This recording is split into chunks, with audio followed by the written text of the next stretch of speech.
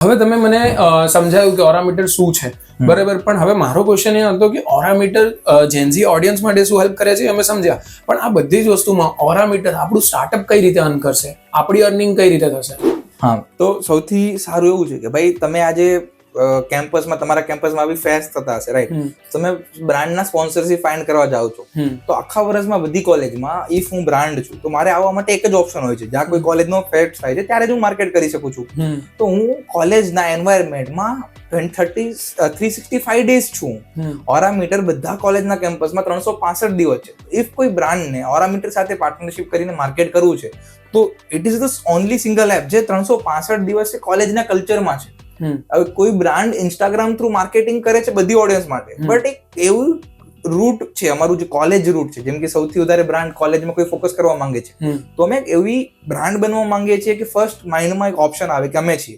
બીજી વસ્તુ છે કે ટ્રેડિશનલ માર્કેટિંગ છે, જે વિડીયો એજન્સી જે વિડીયોઝ બનાવે છે, તો અત્યારે લોકો સ્કીપ કરતા જાય છે. અત્યારે લોકોમાં એટલું બધું ફીલ નથી આવતું કે વિડીયો જોઈ જોઈએ, તો અમે ગેમિફાઈડ માર્કેટિંગ કરાવીએ છીએ. અમે નાના મોટા ઇવેન્ટ્સ કરીએ છીએ, નાની મોટી અમારા ઓરા કેસલમાં એક્ટિવિટીઝ પ્લાન કરીએ છીએ.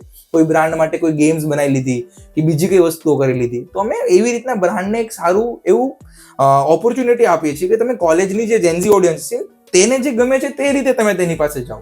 બીજી વસ્તુ છે કે અમે જે કૂપન્સ છે, જે વસ્તુઓ છે તેના થ્રુ અમે એફિલિએટ કરીએ છીએ બ્રાન્ડ થ્રુ.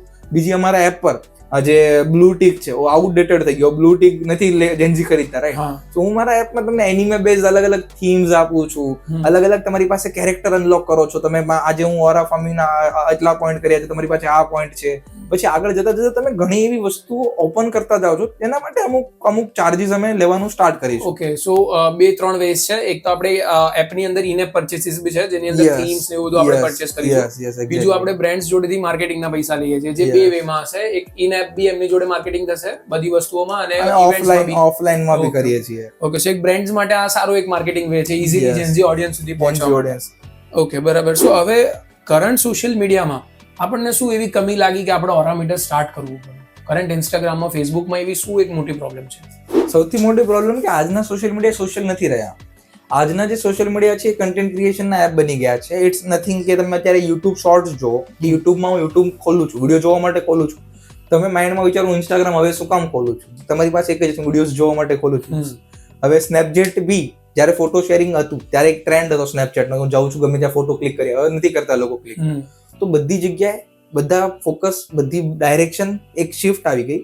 તો તે એક ડાયરેક્શન જે ડાયરેક્શનમાં જાય છે એના કરતા અમે થોડું અલગ. મેં જેમ પહેલા બી કીધું હતું, પહેલા બી ભેડચાલનો હિસ્સો બનવું મને નહોતું પસંદ, તો અત્યારે બી મને ભેડચાલનો હિસ્સો બનવું નથી પસંદ. અત્યારે આજ બી ઇન્ડિયામાંથી સોશિયલ મીડિયા બન્યા હતા તો બધા લોકો બહારના સોશિયલ મીડિયાને ક્લોન કરવાનું વિચારે છે કે હું ઇન્સ્ટાગ્રામ જેવું એક એપ બનાવી નાખું, ઇન્ડિયાનું વોટ્સઅપ બનાવી નાખું, હું ઇન્ડિયાનું ફેસબુક બનાવી નાખું. તો તે અત્યાર સુધી સ્કેલ નથી થઈ શકી. અમારે કંઈક યુનિક, એક કલ્ચરલી ડિવન વસ્તુ બનાવી છે જે લોકો સુધી પહોંચે અને કંઈક યુનિક વેલ્યુ એડ કરે તેઓની લાઈફમાં. તો મોસ્ટલી અમારો ટાર્ગેટ તો એ જ છે કે બધા સોશિયલ મીડિયા કરતા અમે રિયલી ઓથેન્ટિક સોશિયલ મીડિયા બનાવીએ.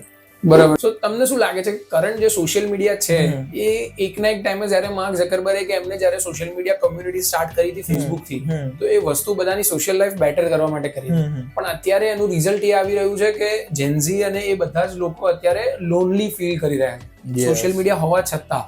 સો એ શું પ્રોબ્લેમ છે? લોનલીનેસ કેમ થાય છે સોશિયલ મીડિયાથી, અને એનું આપણે શું સોલ્યુશન છે? અત્યારે ગેમ કેવી છે ને, એકબીજાને શો ઓફ કરવાની ગેમ છે. આજે હું કંઈ શો ઓફ કરું છું, બીજો કલાકાર બીજું કંઈ શો ઓફ કરે છે.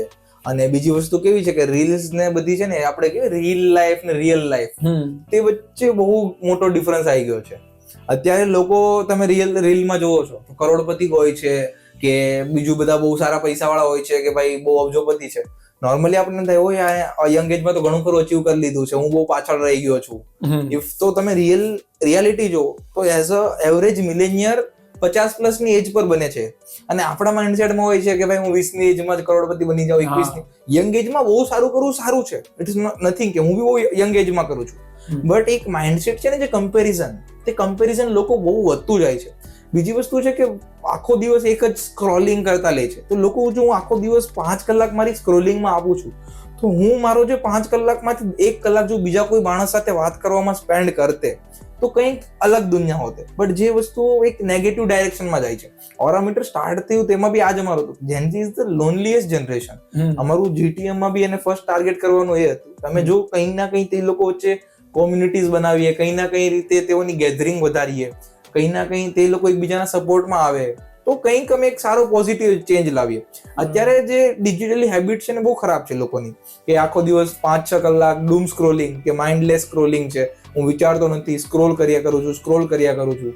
અને જો તમારે ક્યારે બી એવું જોવું હોય ને તો એક સોશિયલ મીડિયા ડાયલેમા કરીને એક મૂવી છે, સોશિયલ મીડિયા ડિલેમા. તો એ જ્યારે બી તમે જોશો ને તો ત્યારે તમને ખબર પડશે કે માર્ક ઝુકરબર્ગ છે કે જે અત્યારના બીજા ટિકટોક જેવા એપ છે તે તમને કઈ રીતના એક ટ્રેપમાં ફસાવે છે. તમારી એક સેકન્ડની આઈ સાઇટ તે લોકો નોટિસ કરે છે. If you are spending 0.01 second on any post, તો તે લોકો પાસે તે ડાટા છે, અને જો તમે 0.01 સેકન્ડ કરતા બી વધારે ટાઈમ તે જગ્યાએ આપ્યો તો નેક્સ્ટ થર્ડ પોસ્ટ તમારી તે રિલેટેડ હશે. કેમ? 5 વર્ષનો ડાટા, 10 વર્ષનો ડાટા તે એનાલાઇઝ કરે છે. તે લોકો પાસે હ્યુમન ડિસ્ટ્રોઈંગ મશીન્સ બની ગયા છે. તેમનું as a CPU size, as a તમે જે જોશો તો તે એટલા હાઈ લેવલ પર સ્કિલ પર ઓપરેટ કરે છે કે તમારો યુઝરનો ડાટા, આજે સવારે જાગ્યો ત્યાંથી એન્ડ સુધીમાં શું કર્યો, તે બધો ડાટા તે લોકો રેકોર્ડ કરે છે. બધું તમારી એવરી સિંગલ ઇન્ફોર્મેશન, જે તમારું આઈ સાઇટ છે, તમને કઈ રીલ ગમે છે, તમને ઇન્સ્ટાગ્રામમાં રીલ જોવાની મજા શું કામ આવે છે, કેમ કે તમારો 5 વર્ષનો ડાટા છે, તમારા લાસ્ટ 1 મંથનો ડાટા છે, બધું એનાલાઇઝ થઈને તમને નવી રીલ પહોંચાડવામાં આવે છે. તો ઓબ્વિયસલી છે તમે એટલા બી સ્માર્ટ નથી કે તમે તે ટ્રેપમાંથી બચી શકો, તો તે ટ્રેપમાં તમે ફસાવાના જ છો.